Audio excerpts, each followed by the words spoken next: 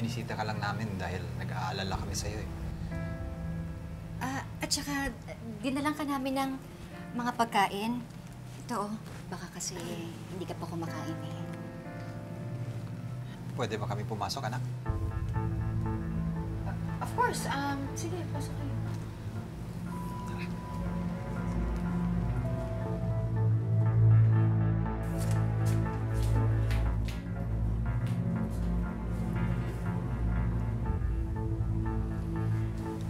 May bisita ka?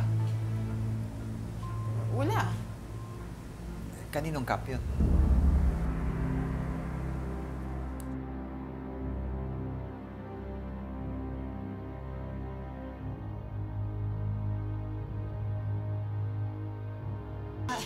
Ito, kay Dax to.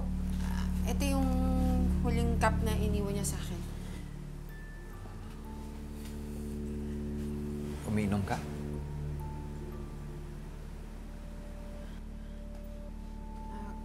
Konti lang po, Dad.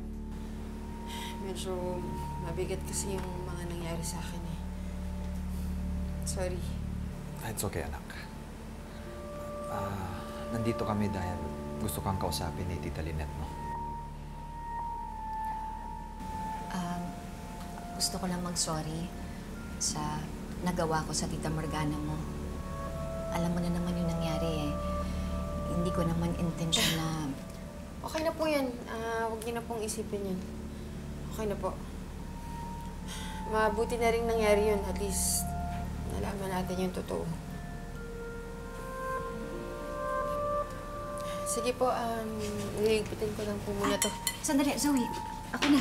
Tulungan na kita. Ako na to. Hindi na po. Hindi ako na. Para makipag-usap kayo ng daddy. Okay na po. Okay na po. Ay, sorry.